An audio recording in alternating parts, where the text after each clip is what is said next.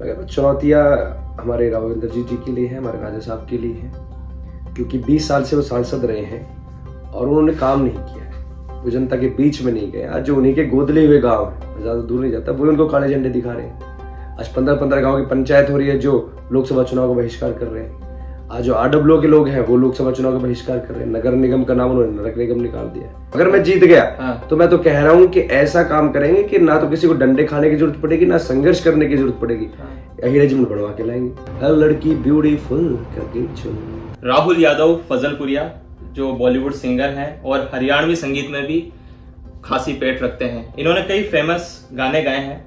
आपका स्वागत है न्यूज़ 18 पर। इस बार आप नई पारी की शुरुआत करने जा रहे हैं, एकदम सिंगर से आप अब नेतागिरी की ओर। क्या कहना है इस बारे में? मैं सबसे पहले राम राम नमस्कार और आप लोगों को धन्यवाद करता हूँ सर। नई पारी तो राजनीति में बिल्कुल सही कहा है, लेकिन मेरी समाज सेवा में बहुत पुरानी रही है और जब से मैंने होश संभाला है और जब से इंडस्ट्री में हूँ, मैं समाज के हर काम में जुड़ा रहा। तो मेरे लिए ज़्यादा मुश्किलें नहीं होने वाली, मेरे लिए ज़्यादा परेशानी नहीं, मेरे लिए फ़ायदा ही होगा। जिन समाज की आवाज़ को हम उठाते थे, जिन पर हम समाधान नहीं निकाल पाते थे, शायद अब राजनीति का सहारा लेके उन पर हम समाधान भी निकालेंगे और काम पूरा कर पाएंगे। गुड़गांव लोकसभा सीट से काफी बड़े नाम हैं, जैसे राव इंद्रजीत सिंह जो 2 बार मौजूदा सांसद हैं और राज बब्बर जो आपकी ऐसा कह सकते हैं आप दोनों का ताल्लुक बॉलीवुड से ही है जी। तो आप कितनी बड़ी चुनौती मानते हैं इन दोनों को? मैं कहता हूँ चुनौतियाँ हमारे राघवेंद्र जी के लिए हैं, हमारे राजा साहब के लिए हैं, क्योंकि 20 साल से वो सांसद रहे हैं और उन्होंने काम नहीं किया है। वो जनता के बीच में नहीं गए। आज जो उन्हीं के गोदले हुए गांव हैं, मैं ज़्यादा दूर नहीं जाता, वो उनको काले झंडे दिखा रहे हैं। आज 15-15 गाँव की पंचायत हो रही है जो लोकसभा चुनाव का बहिष्कार कर रहे हैं।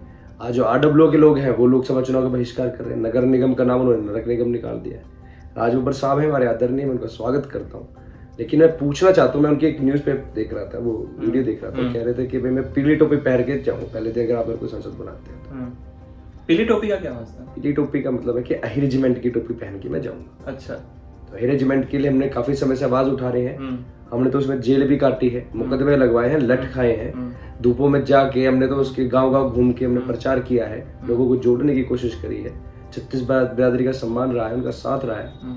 अगर वो हार गए तो क्या वो यहाँ पे आके धरने पे बैठेंगे? क्योंकि ये संघर्ष की लड़ाई लंबी चलेगी।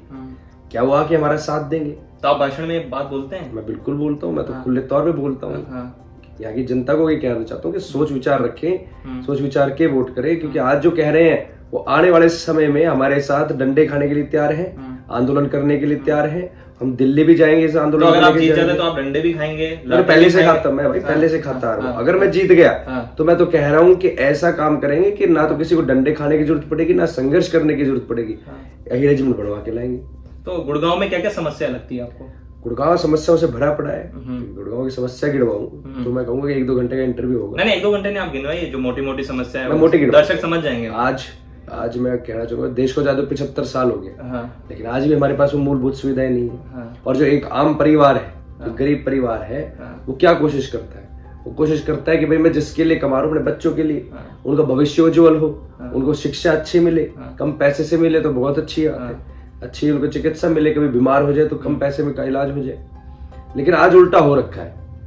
अगर शिक्षा की बात करें तो ना तो कोई एक ऐसा सरकारी स्कूल मेरे को दिखा दो जिसमें बच्चे पढ़ ले और अच्छी शिक्षा लेके आगे बढ़ जाए, ना ऐसी कोई यूनिवर्सिटीज है गुड़गांव के अंदर, ना ऐसा कोई अस्पताल है कि जिसके अंदर कम धनराशि के अंदर अच्छा इलाज हो पाए। सिर दर्द, पेट के दर्द की दवाई मिल सकती है, कैंसर जैसी बीमारी की कोई सड़क दुर्घटना हो जाए, सर्जरी हो जाए तो नहीं है। तो सरकारी अस्पतालों को तोड़ा भी गया और जो अनाउंस हो रखे हैं उनके बजट आ रखे बनाए नहीं गए। ऐसे यूनिवर्सिटीज के साथ है।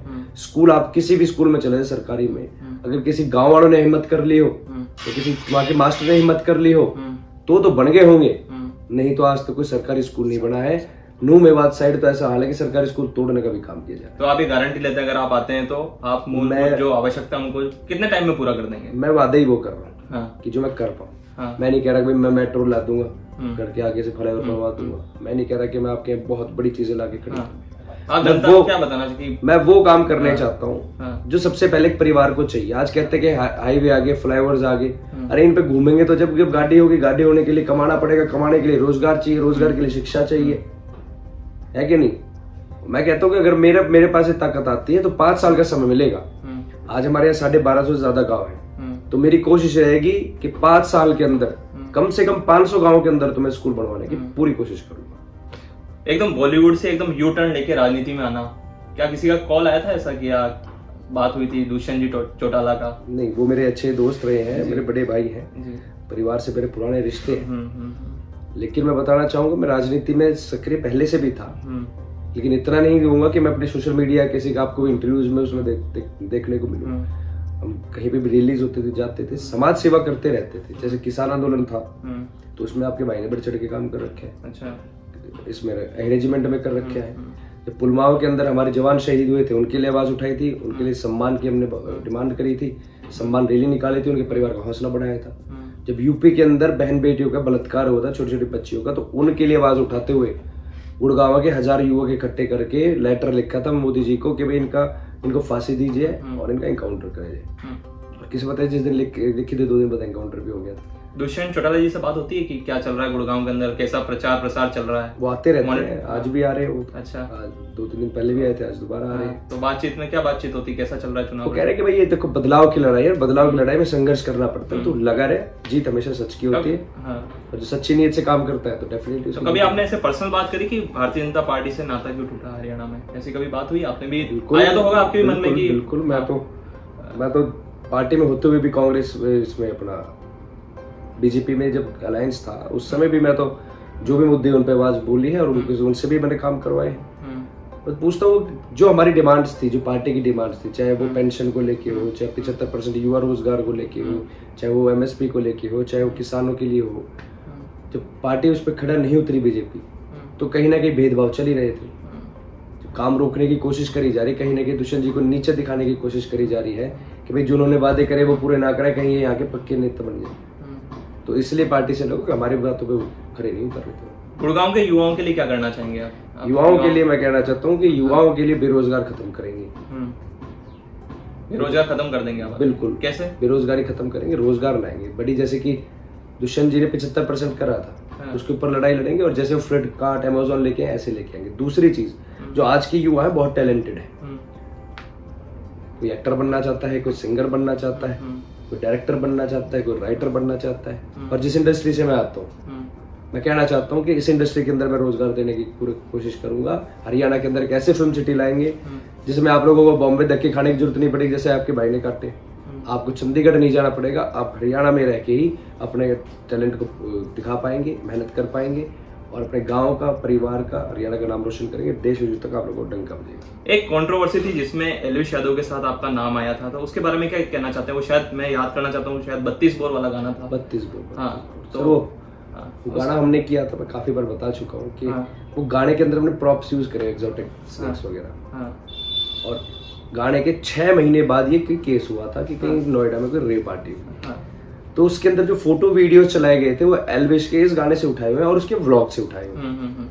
जो गले में डल रहा है उसके व्लॉग में, गाने में ऐसा कुछ नहीं है। गाने के अंदर सिंपल हमने यूज किया जो उनके रूल्स होते हैं। व्लॉग इन्होंने बताया वहां से उठाए हुए हैं, तो कनेक्ट कर दिया कि भाई ये गाने का हिस्सा है या गाने के अंदर से कुछ हुआ है, इसमें फाजिलपुरिया का भी नाम है। तो मैंने तो नेक्स्ट डे आके मीडिया में क्लियर किया था कि मेरा लेना देना नहीं है ना, आज तक मेरे पास पुलिस की कोई नोटिफिकेशन है। गुड़गांव पुलिस में नोटिफिकेशन आई थी कि भाई कहाँ गाना शूट हुआ है, इसके अंदर क्या क्या चीजें हुई थी, तो हमने पुलिस को दी थी। उसके बाद जो मेरे पास अभी लास्ट केस हुआ है वो ये हुआ है कि भाई इसमें क्रूअल्टी करी हुई है। 1 महीने पहले लगभग, हाँ 1-1.5-2 महीने पहले इनके साथ क्रूअल्टी करी हुई है स्नेक्स के साथ, इसके ऊपर कार्रवाई की जाए। तो उसके लिए भी हमने सारी चीजें बताई हैं। जो कंपनी से आए थे वो कह रहे हैं कि यहाँ सब जीवित है, सही सुरक्षित है।